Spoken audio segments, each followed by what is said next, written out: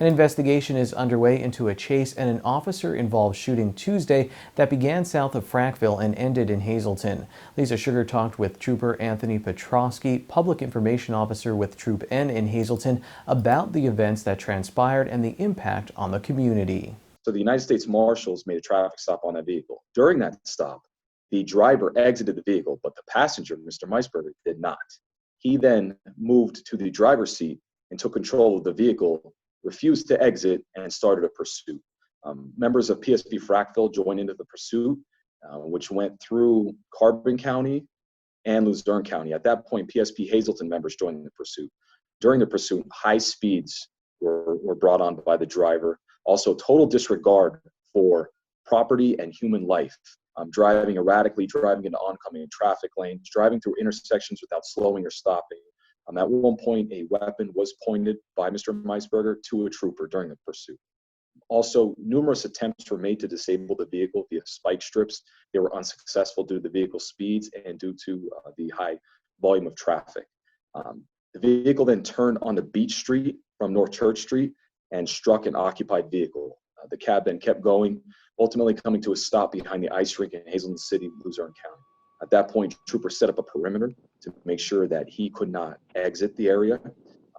Also on that perimeter, we had an outer perimeter to keep the community away. This was a big incident. It was a major incident. We knew he was armed. We wanted to keep the community members safe.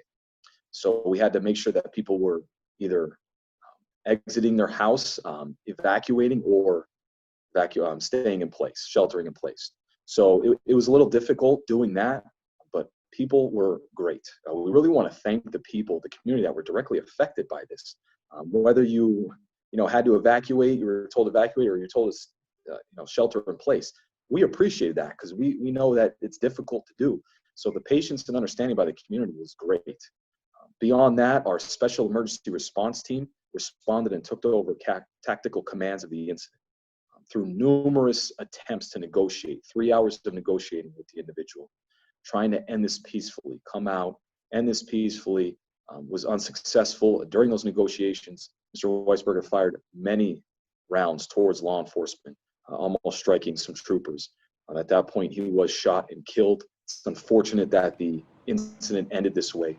We tried every avenue to have a peaceful ending, but unfortunately it ended this way. Thankfully, nobody else was hurt. This is a difficult situation at any time, but especially since that was at a park in the middle of a neighborhood. And you have people today, everybody loves social media, loves to come out with their phones. So is that always a concern as well? Yes, and the thing about this is it was an armed individual, and the danger is there. So, we're there, that's our job, that's what we're supposed to do, but we have a gun belt on, we have a vest on. People don't. So we're concerned about ourselves, yes, but we're also concerned about the community members. That was a heavily populated area, heavily populated. People were coming out. They want to know what was going on. Tons of police vehicles. There was a helicopter, and we totally understand, but we had to keep them safe. So beyond the perimeter, we had troopers making sure that people were not in the line of fire, that they were not around because bullets were flying. This individual was actively shooting at us, and we wanted to make sure that not only we weren't hit, but that any bystander, any community member was not hit. So that was a number one priority for us. So what happens next now? Because this was an officer-involved shooting, there will be an investigation. Yes, so the Troop N major case team is investigating the incident along with Pennsylvania State Police Internal Affairs. They will look at everything, every MVR from our vehicles, our mobile video recording devices. They will listen to the audio that was recorded. They'll interview every trooper involved, on top of the Luzerne County District Attorney's Office coordinating with the investigation also. So it's still very active. We're piecing everything together, and we want to make sure that we do the investigation correctly and thoroughly. I'm sure you're thankful, but also surprised that no one else was injured in this, especially with it traveling on the streets of so many different communities. One car being hit. Was the person inside that car injured at all? Yes, they did sustain injuries. They were ultimately taken to Lehigh Valley Hazleton Hospital. I believe they were, an individual was flown. I don't know where, but I think he had some head injuries. So that's why. But again, I mean, they were just driving in their vehicle and they were struck by the cab of this truck tractor. And that's terrible. We don't want anybody to get hurt. Thankfully, though, nobody else was hurt. I mean, this went through 3 counties.